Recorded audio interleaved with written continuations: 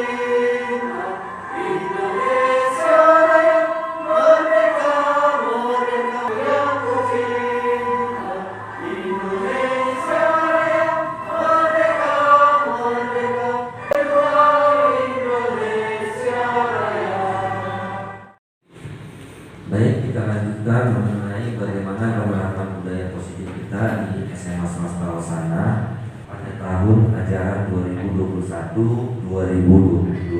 Di sini saya akan menyampaikan mengenai rancangan pembelajaran saya. Nanti kita boleh berkomunikasi untuk bagaimana kesepakatan ini akan kita buat. Adapun rancangan penerapan budaya positif yang akan kita lakukan di sekolah kita itu didasarkan atas pemikiran Bapak Ki Hajar Dewantara, di mana pendidikan yang menuntun.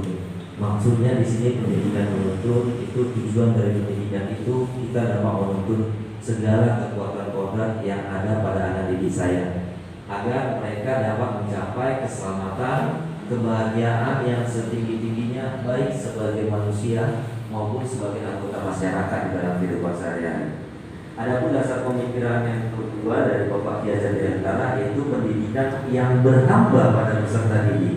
Maksudnya di sini Bapak Ibu, bagaimana pendidikan yang berhamba peserta didik? Bukan kita menyembah kepada peserta didik, tetapi kita menanyakan bahwa pendidikan itu harus memandang anak dengan rasa hormat, di mana kita pendidikan yang berhamba pada peserta didik. Untuk pembelajaran kita ini kita harus mengetahui karakteristik anak didik kita. Jadi karakteristik anak didik kita yang beragam, kita tidak dapat melakukan penekanan. Kita harus mengetahui terlebih dahulu mengenai karakteristik anak didik kita yang beragam. Contoh, kita tidak dapat memaksa ikan untuk terbang, dan sebaliknya kita juga tidak dapat memaksa burung untuk berenang. Jadi kita harus memahami karakteristik anak didik. Disinilah maksud dari pendidikan yang berhamba pada peserta didik. Adapun dasar pemikiran yang ketiga itu berdasarkan filosofi dari Bapak Ki Hajar Dewantara, yaitu Semoya, Ingat Sosum Tulodo, Ingmadio Manungkaso, dan Tuturi Handayani. Artinya disinilah peran kita sebagai pendidik. Yang pertama, Ingat Sosum Tulodo. Kita harus menjadi teladan baik dari sikap kita, baik dari tutur kata kita maupun tingkah laku kita. Yang kedua, Ingmadio Manungkarso. Artinya di sini kita harus memberikan motivasi kepada anak didik kita, membangun mereka ketika mereka merasa jenuh, ketika mereka merasa lelah dalam pembelajaran, khususnya pada pembelajaran pada saat ini, yaitu mengenai pembelajaran daring. Dan yang ketiga yaitu Tuturi Handayani. Kita harus mendorong semangat mereka ketika kita berada di belakang mereka. Ketika mereka merasa lelah, kita harus membangkitkan, mendorong mereka untuk lebih semangat lagi dalam pembelajaran. Pembelajaran yang bagaimana yang akan diinginkan, disinilah yang akan kita lakukan dalam penerapan budaya positif tersebut. Adapun dasar pemikiran yang terakhir adalah kita harus berprinsip bahwa pendidikan itu merupakan persemaian benih-benih kebudayaan, bukan hanya dari segi ilmunya, tetapi kita harus melihat bahwa benih-benih kebudayaan tersebut dapat kita kembangkan karena berbagai macam kebudayaan dari anak didik kita, latar belakangnya yang berbeda-beda tadi. Baik, dari dasar pemikiran tersebut lahirlah namanya kerangka filosofis Merdeka Belajar. Apa itu kerangka filosofis Merdeka Belajar? Disinilah tujuan kita pendidikan Indonesia untuk menciptakan profil pelajar Pancasila. Jadi di sini ada kerangka filosofis Merdeka Belajar pada peserta didik, di mana pembelajaran yang bernambah pada peserta didik tersebut, yaitu untuk mewujudkan lahirnya profil pelajar Pancasila, di mana ada beberapa profil pelajar Pancasila. Yang pertama itu beriman dan bertakwa kepada Tuhan Yang Maha Esa sesuai dengan ajaran dan agama yang dianut oleh peserta didik. Yang kedua, kita dapat mewujudkan profil pelajar Pancasila, yaitu dengan melahirkan kemandirian pada anak di dalam pembelajaran kita. Yang ketiga, kita dapat menciptakan anak didik untuk bernalar kritis. Kita mendorong pemikiran mereka untuk lebih bernalar kritis. Yang keempat adalah kreatif. Di sini kita akan mendorong kreativitas anak didik.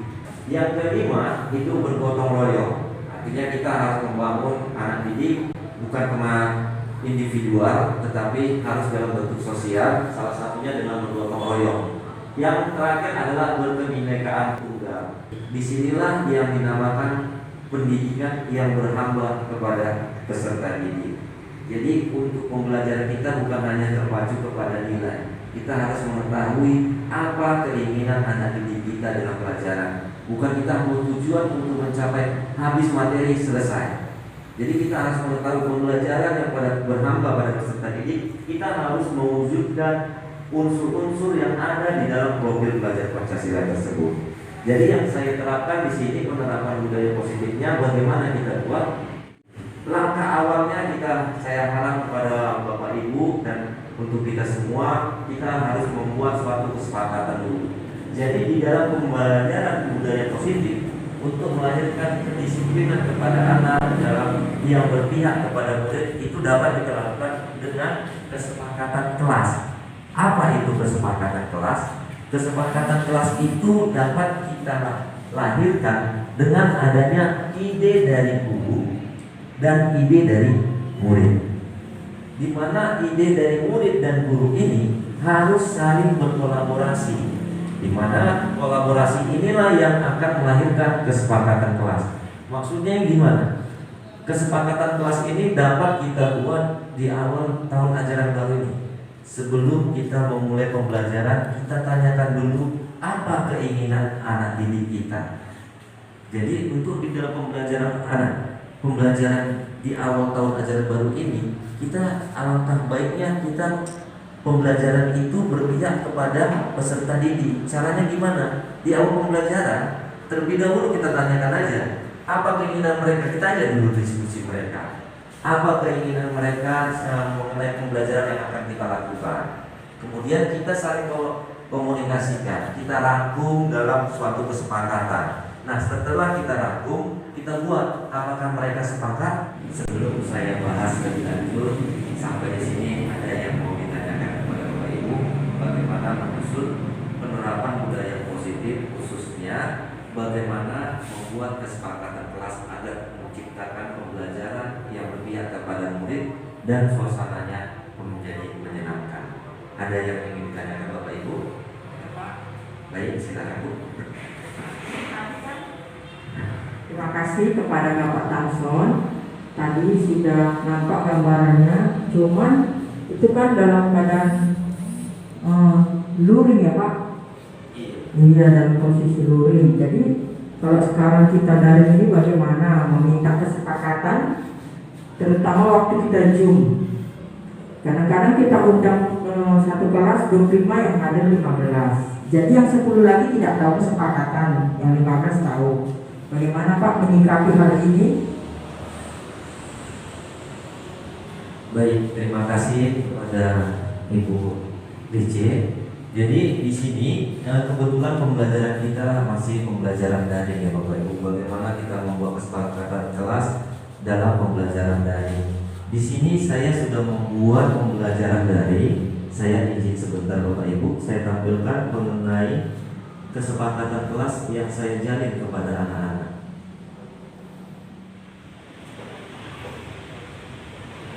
Apa keinginan kalian dalam membentuk kelas impian kalian?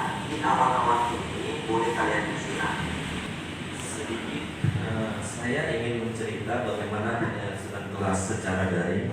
Di sini saya membuat secara daring Bapak Ibu, di mana kesepakatan kelasnya ini saya buat dalam bentuk live worksheet.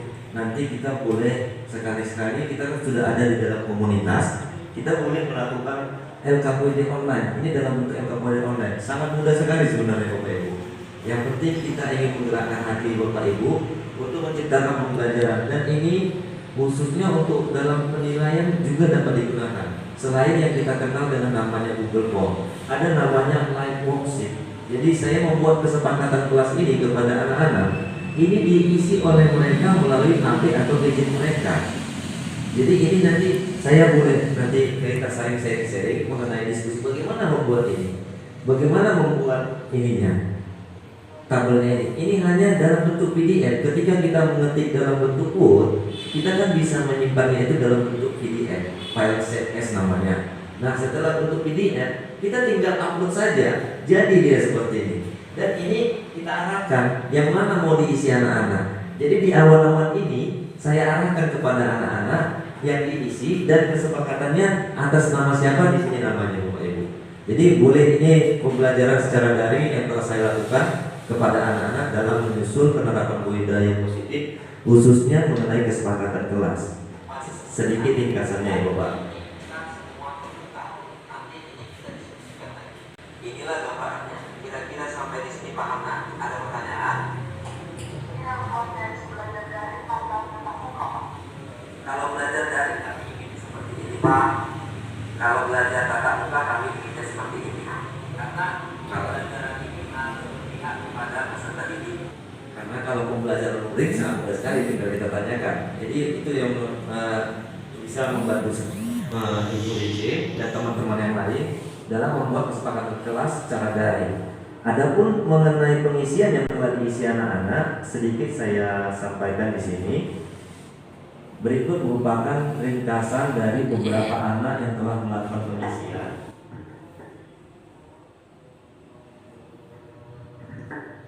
Di sini yang telah saya lakukan kepada anak-anak sebelum kita melakukan sosialisasi ini, yaitu dari Aurelia, di mana dia ingin memiliki guru yang memahami dan peduli kepada muridnya. Contohnya ketika murid sedang bosan atau lelah terhadap suatu pelajaran. Jadi ada keinginan mereka. Dari sini saya mendapat bacaan apa rupanya keinginan dari anak didik kita. Jadi saya harap kepada Bapak Ibu, lebih baik kita di awal tahun ajaran baru lakukanlah kesepakatan kelas demi pembelajaran yang berpihak kepada murid. Jadi di dalam kesepakatan kelas ini nanti kita bisa menyusun di mana kesepakatan kelas ini kan kita sepakati antara guru dan siswa. Jadi kalau ada konsekuensi yang dilanggar di dalam kesepakatan kelas ini, kita dapat memberikan konsekuensi tersebut atas persetujuan murid tersebut. Kita misalnya anak didik tersebut tidak menghargai sesama temannya. Jadi ada istilahnya saling mengejek, kita hukum berlari. Kan tidak relasinya tidak korelasi dia. Jadi alangkah baiknya konsekuensi yang kita lakukan, ajak anak tersebut untuk meminta maaf kepada temannya dan apa janjinya kepada temannya tersebut. Jadi itu mungkin suatu konsekuensi, bukan hukuman berlari di keliling lapangan ketika melanggar kesepakatan kelas. Seperti itu dia sebetulnya Bapak Ibu. Jadi buatlah konsekuensi yang berhubungan supaya agar tidak terjadi kesalahan dalam kesepakatan kelas tersebut lagi. Itu yang maksudnya dinamakan konsekuensi, bukan hukuman. Jadi di dalam kesepakatan kelas tadi, di dalam video tersebut, kita harapkan jangan menggunakan kalimat-kalimat negatif. Contohnya dilarang ribut begitu. Dengan kata jangan, itu bermakna konotasi dia, konotasinya negatif ya. Jadi kita buat kesepakatan kelas.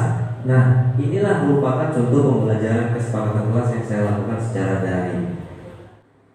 Jadi demikian pemaparan saya bagaimana kita dapat menerapkan budaya positif khususnya kepada anak didik kita dalam membuat kesepakatan kelas. Mari Bapak Ibu kita wujudkan budaya positif melalui kesepakatan kelas di SMA Swasta Laksana. Terima kasih atas perhatiannya Bapak Ibu.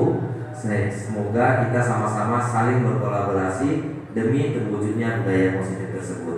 Terima kasih sekali lagi saya ucapkan kepada Bapak Ibu guru hebat. Masa depan Indonesia berada di tangan kita. Terima kasih Bapak Ibu.